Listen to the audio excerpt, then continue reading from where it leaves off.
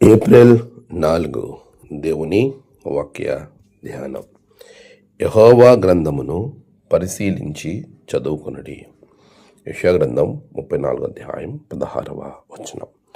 మన ప్రభువైన యేసుక్రీస్తు నామములో మీ అందరికీ ఉదయం శుభములు తెలియజేస్తూ ఉన్నాను.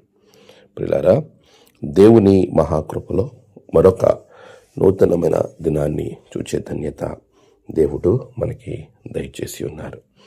అందుని బట్టి ప్రభువుకి నేను కృతజ్ఞతాస్తుతులు చెల్లిస్తూ ఉన్నాను. మీరంతా ఎలా ఉన్నారు? క్షేమంగా ఉన్నారా? ప్రభువులో మనము క్షేమంగా ఉండడానికి దేవుడు మనకిచ్చిన ఈ మంచి సమయాన్ని బట్టి నేను ప్రభువుని ఘనపరుస్తూ ఉన్నాను.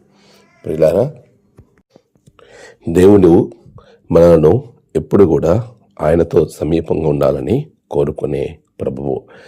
ఆయన బిడ్డలుగా ఉండాలని కోరుకుంటూ ఉంటాడు. ఆయన తన ప్రజలకు ఇచ్చే ఆజ్ఞలన్నీ ఆయనకు సమీపస్తులుగా చేసేవే.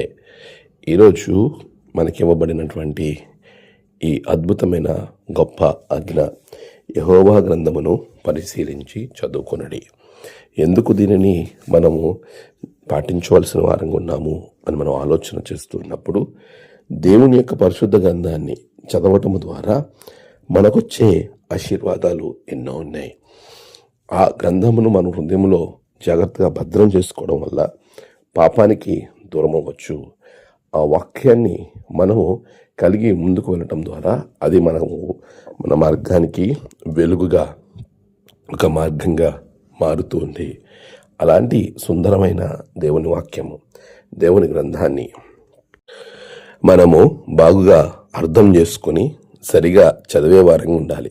పరిశీలించి చదువుకొనుడి. నిజమే, దానిని మనం పరిశీలనగా చదవకపోతే అర్థము చేసుకోవడానికి చాలా ప్రాబ్లమ్స్ లేదా ఇబ్బందులు మనం పడేటువంటి ప్రమాదము లేకపోలేదు.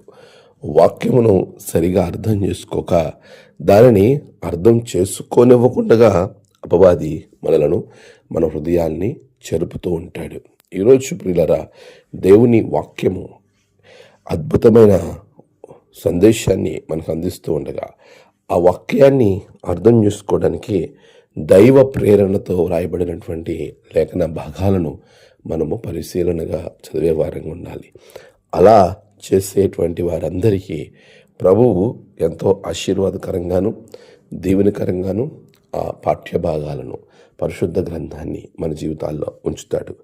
అట్టి ఆశీర్వాదం కొరకు దేవుని వాక్యాన్ని జాగ్రత్తగా చదివి మీ హృదయాలలో పదిలం చేసుకోండి.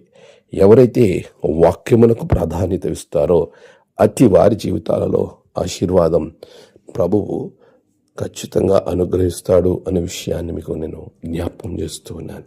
ప్రియులారా, యెహోవా గ్రంథమును పరిశీలించి చదువుకొనండి. ఆ గ్రంథం చదవడం ద్వారా మన జీవితం ఆశీర్వదింపబడుతుంది. నువ్వు పరిశుద్ధ గ్రంథాన్ని ఒక్కసారైనా పూర్తి చేసావా?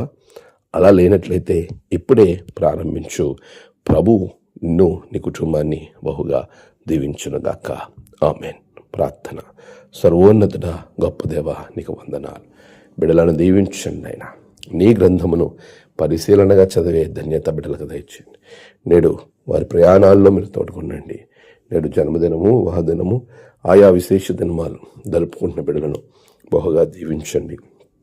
తమ ప్రియులను కోల్పోయిన తండ్రి, ఆదరణ కొరకు ఎదురు చూస్తున్న బిడ్డలకు నెమ్మదిని దయచేయండి. వారికి ఉన్న ప్రతి అవసరతను తీర్చండి. దినదీవంతో నింపి మీరే మహిమ పొందమని యేసు నామమున ప్రార్థించి వేడుకొంచున్నాం తండ్రి. ఆమెన్. తండ్రి, కుమార, పరిశుద్ధాత్మ త్రియేక దేవుని ఆశీర్వాదం మీకు తోడే ఉండి నడిపించునుగాక. ఆమెన్.